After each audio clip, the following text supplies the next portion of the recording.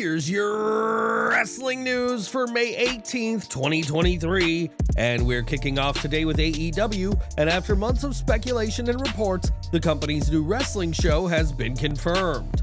During the Upfront presentation by Warner Bros. Discovery this week, it was confirmed that the show is coming, and as expected, it will be called AEW Collision. The show will be aired on TNT, and the premiere episode on June 17th will be titled The Second Coming, a tagline that many fans feel is a nod to CM Punk.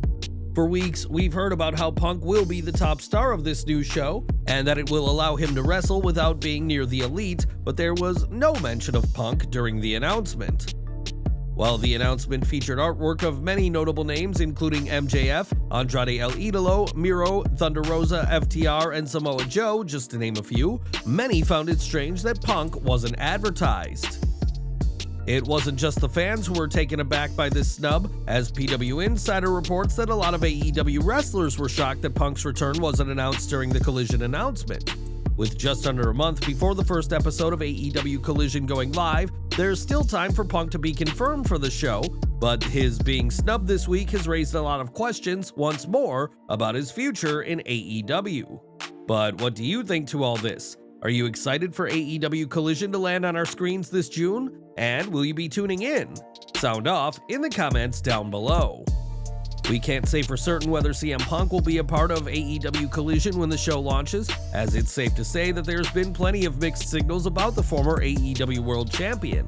While the Collision announcement came and went without any mention of Punk, Warner Bros. Discovery did at one point in time have plans to announce him, at least according to Sports Illustrated. In a report from Jimmy Trina, it is noted that in the first draft press releases of the presentation, WBD had mentioned Punk as one of the names who will be part of Collision.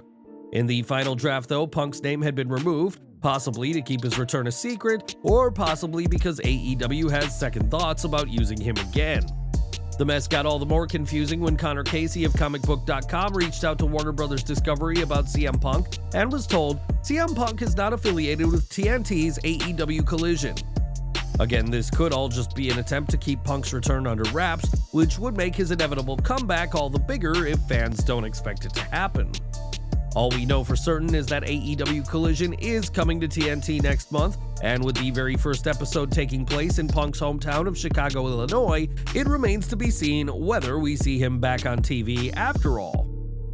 So why is there so much confusion about Punk's reported return, and why are we hearing two sides of the same company saying two very different things?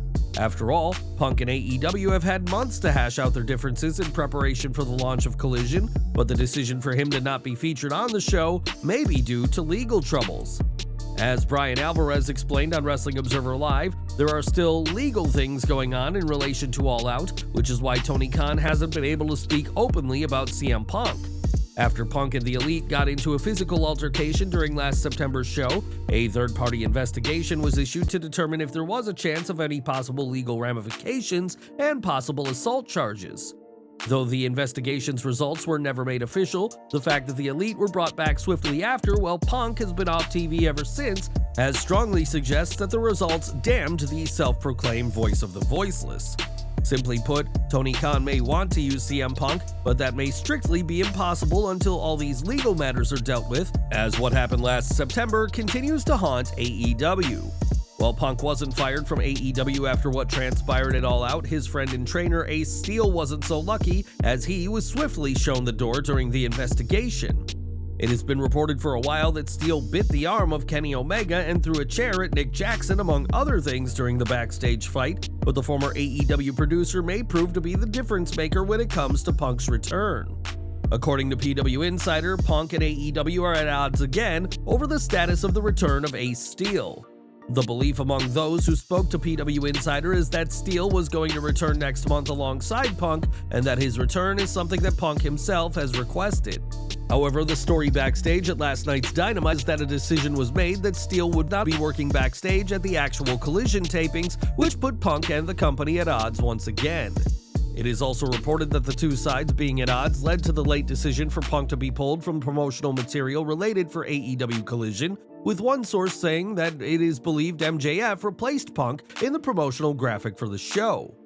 For a time, it seemed like Punk was never going to be brought back to AEW, and then there was a time when it seemed like his return was guaranteed, and now it's difficult to say what will happen. Whether Punk returns during AEW Collision, only time will tell, but for now, the former world champion and AEW are at odds once again.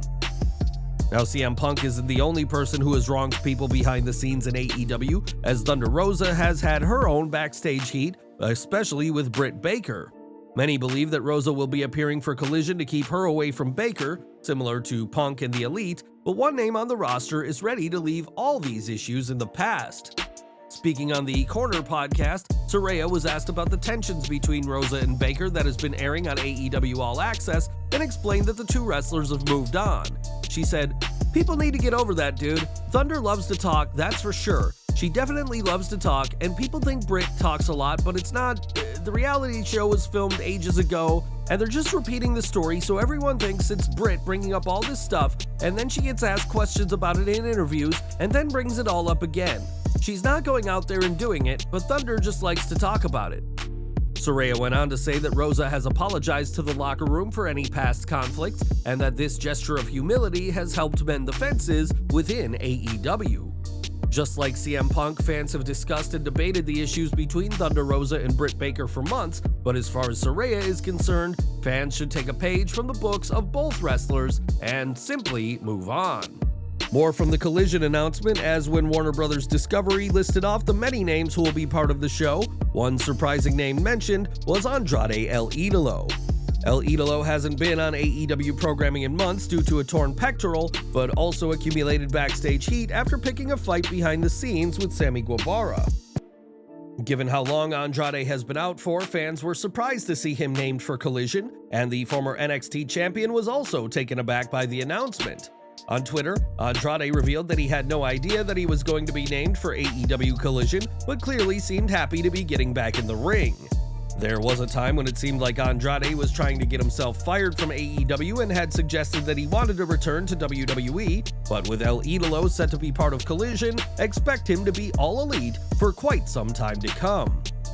And we're ending today with John Cena, who as a 16-time WWE World Champion and one of the biggest stars in WWE history, is considered the greatest of all time by many fans.